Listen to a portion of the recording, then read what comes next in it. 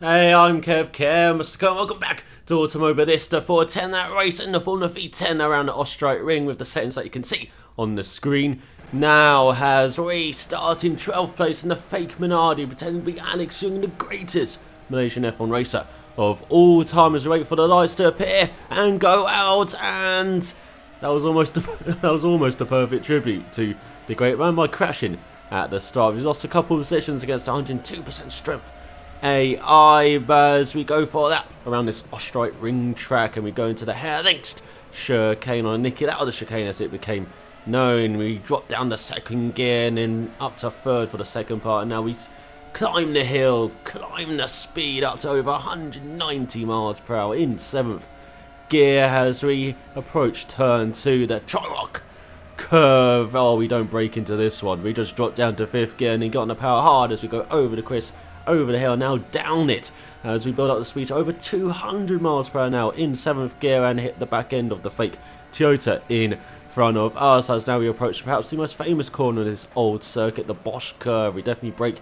into this one, but not too much. Down the 4th gear, over 100 miles per hour on the apex and hard on the power once again as we climb up the hill now, and then we drop down slightly into the double left-handers of the panorama curves, they called it on a BBC onboard of Nakajima Senior around this track in 1987, but I've seen it on every track map known as Texaco curves. And now we rise up the hill once again as we approach the final corner, which is definitely called the Jochen curve, named after the 1970 F1 world champion. And what a corner it is. Look at this, we chuck the car in 5th gear, no braking, just chuck it in and get hard on the power, and that is a lap. The Osterreichring is on this second that we've dropped a couple of positions. I think we've been stuck behind this fake Toyota for almost a lap now, as we started 12th, we dropped way back. We could have been, near last heading towards that first corner, but I think we're around 15th now, around where we started, and so we're on the edge of the top 10 once again. We can see, look at that line of cars in front of us as well. He's going for a move around the outside, the fake Toyota. What a move round. I think that's the fake Williams of Juan Pablo Montoya. Maybe has all these liveries are based on the 2002 F1 season, so that's why I'm calling, fake Toyota, fake Williams, and that fake Toyota got held up by the fake arrows in front. Let's look down the inside, maybe. Oh, no room there. We gave them a slight tap. Maybe has now on the exit. We're side by side in 7th gear, over 180 miles per hour. Can we hold it round the outside down to 5th? You've got to trust, the grip on the outside here. You've got to trust the downforce of the car and trust we don't go onto the grass.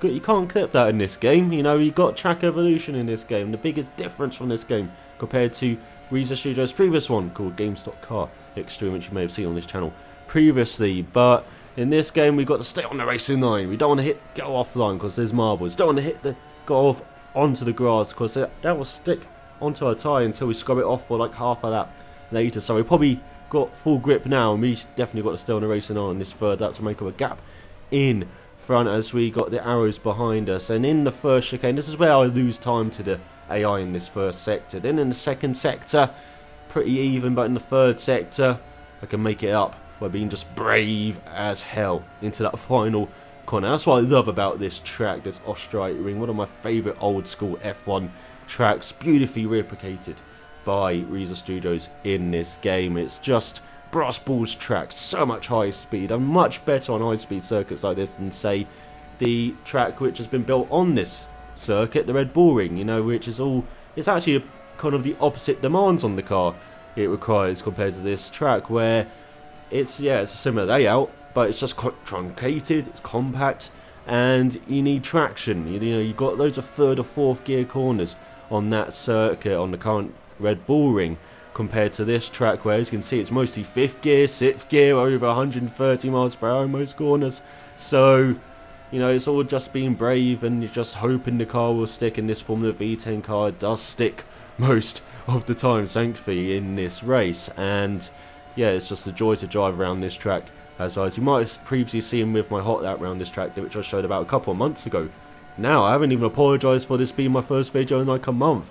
I just had a new job, come up with a new full-time job, and so it's eaten away in my free time. And so unfortunately, when I get home, I just want to relax and chill rather than record videos and make them. And so I'm trying to get back into the rhythm of making videos now, especially at the weekend as well, where I've got my normal 3 times. So yeah, I do apologise for this being my first video in ages, but I do hope you really enjoy it, and I will endeavour to at least have at least one video, you know, appear on this channel every week. As now we're going side by side with the Williams BMW, or fake Williams BMW, of Ralf Schumacher going wheel to side pod. That's never meant to work, as we look to the outside of the fake Jaguar, but can't make a move there. As you've seen in this race, I'm making most of my moves in the Bosch curve or the first chicane. There's no real overtaking spots, because even though the track is wide, as I said, you've got to find there's marbles. There's not much room for error here. As you can see, no tarmac runoff. You've got grass everywhere. You know, barriers aren't far away. So, you know, very old school. You know, one of my favourite old school F1 tracks, I said, alongside like old Spa or old Rouen, which used to hold at French Grand Prix in the 60s. Or old Reims, which used to hold at F1 Grand Prix in the 50s. Or old Silverstone as well. You know, wonderful tracks they are in my eyes, and this is a wonderful track in this game to drive around in almost virtually anything.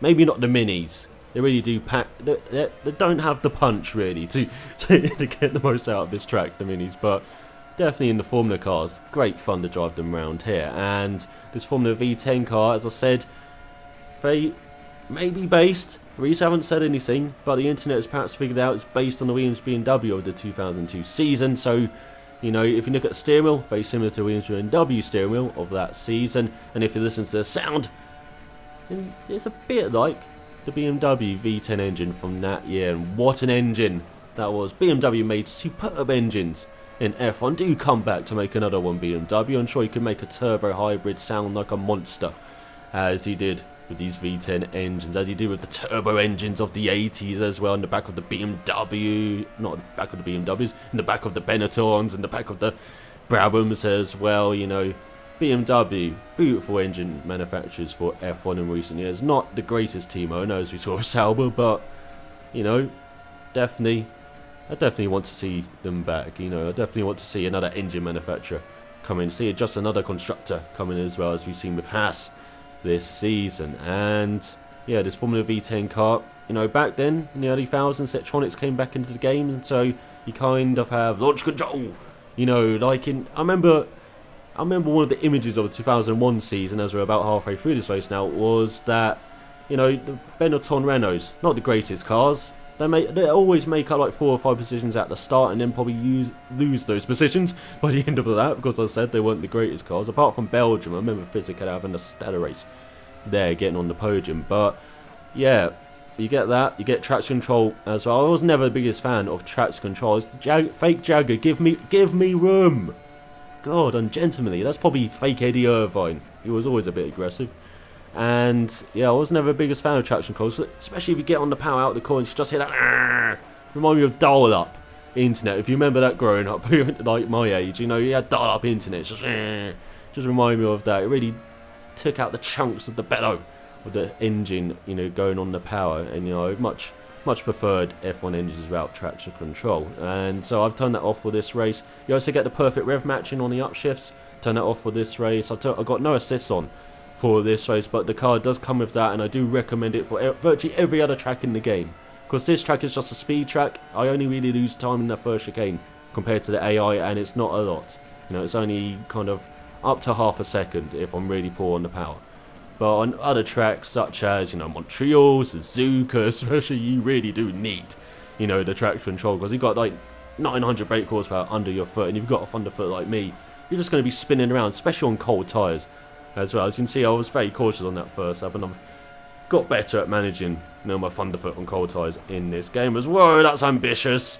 Going around the outside, I mean, I actually made it stick. I thought we were going to head for the trees there, but nice move in the end, just about, as we're making inroads in this top 10. Look at the train of cars in front, like 9th, 8th, 7th, 6th, 5th, 4th, 3rd, 2nd. You can see it in the Bosch curve there. I think first is buggered off, but boy, you've got some battles to have in this second half of this race. But as I said, this car is based on the early 2000s. Great car, Formula V10 in the game. Not my favourite, but one of my favourites in the game. And the early 2000s era, a bit much maligned like the current era of F1. But if you look back at that early period, you know, around 15 years ago, looking back at it now, it's actually a fantastic period. Yeah, we knew that Schumacher and Ferrari are going to win races like 60 or not 60, like 80 or 90% of the time. But looking behind that, you had the changing of the generation, like 90s stars like Mika Hakkinen and John Alesi, Michael Schumacher in the mid-thousands, all bowed out. And then you had the new guys like Nick Heidfeld, like Jenson Button, like Juan Pablo Montoya, like Fernando Alonso, like Kimi Raikkonen, all coming in to replace them being stars of the thousands, being stars even up to right now in like, with the case of like Jenson Button and Fernando Alonso and Kimi Raikkonen.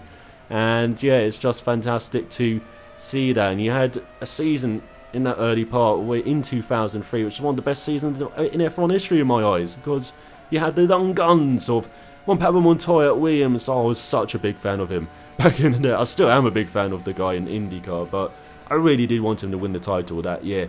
Kimi Raikkonen at McLaren, who was just, very quietly just minding his own business, just picking up points, being very consistent that year.